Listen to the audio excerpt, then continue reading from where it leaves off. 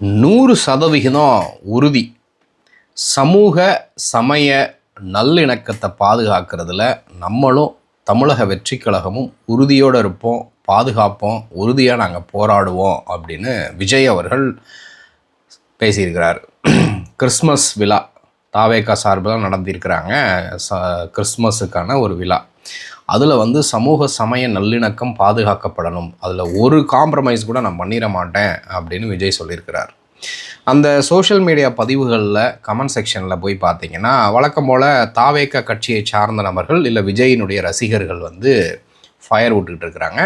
ஆனால் பொதுவான நபர்கள் கேள்வி கேட்குறாங்க. அவங்க எந்த கட்சியை சாராதவங்க தான். ஆனால் தாவேகாவினர் உடனே 200 ஊப்பி அப்படின்னு சொல்லுவாங்க. இந்த வீடியோக்கு கீழேயும் நிறையா அந்த மாதிரியான கமெண்ட்டுகள் பார்க்கலாம்.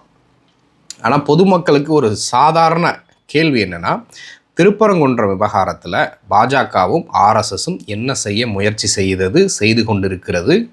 அதை எதிர்த்து ஏன் விஜயோ தாவேகா கட்சியினரோ அஃபிஷியலாக எந்த ஸ்டேட்மெண்ட்டையும் விடலை?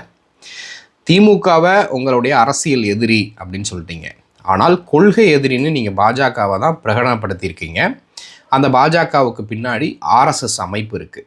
இந்த ஆர்எஸ்எஸ் அமைப்பு கல்வி நிலையங்களுக்குள்ளே இருக்கட்டும், கோவில்களுக்குள்ளே இருக்கட்டும், இப்போ ஆர்எஸ்எஸ் அமைப்பினுடைய தலைவர் சொன்னார், இந்தியா ஒரு இந்து நாடு, அதை யாராலும் ஏற்றுக்கொள்ள மறுக்க முடியாது, அரசியலமைப்பு சட்டத்தில் சொல்லலை, அதெல்லாம் எங்களுக்கு பிரச்சனையே கிடையாது, ஆனால் இந்தியா இந்து நாடு அப்படின்னு ஓப்பன் டிக்ளரேஷன் கொடுத்துருக்கிறார். இதை குறித்ததான விஜயினுடைய பார்வை என்ன? தமிழ்நாடு இந்தியாவுக்குள்ளே தானே இருக்குது, அதை குறித்து கருத்து சொல்லியிருக்கணும்ல விஜய். ஆனால் திருப்பரங்குன்ற விவகாரத்திலேயாவது அவர்கள் என்ன சொன்னாங்க அப்படின்னு பார்த்தீங்கன்னா ஒன்றுமே சொல்லலை. திருப்பரங்குன்ற விவகாரம் நடைபெற்ற பின்பு இது 3வது இடத்துல விஜய் ஒரு பப்ளிக் அப்பியரன்ஸ் கொடுத்து பேசுகிறார். ஏன் விஜய் அவர்கள் திருப்பரங்குன்ற விவகாரத்தில் அமைதியாக இருக்கணும்? நீங்கள் திமுக மேலேயுமே குற்றச்சாட்டலாமே, திமுக தான் இதற்கு காரணம்னு குற்றச்சாட்டலாம். பாஜகவையும் நீங்கள் குற்றச்சாட்டி பேசணும்ல, பாஜக என்ன மாதிரியான அரசியல் பண்ணுறாங்க, இத்தனை ஆண்டு காலமாக திருப்பரங்குன்றத்தில் என்ன மாதிரியான நடைமுறை பின்பற்றப்பட்டது, இப்போ என்ன இவங்க முயற்சி செய்கிறாங்க அப்படின்னு.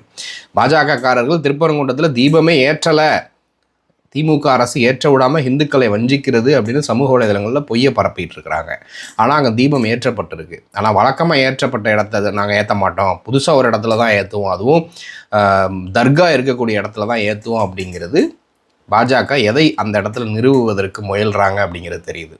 இதெல்லாம் சமூக நல்லிணக்கத்தை, சமூக சமய நல்லிணக்கத்தை குலைக்கிறதுக்கான வேலை இல்லையா அப்படின்னு விஜய் அவர்கள் தான் பதில் சொல்லணும். அட்லீஸ்ட் தாவேகாவாது அந்த கட்சி தொண்டர்களாவது இந்த வீடியோவுக்கு கீழே கமெண்ட்டில் சொல்லுங்கள், தெரிஞ்சுக்கலாம்.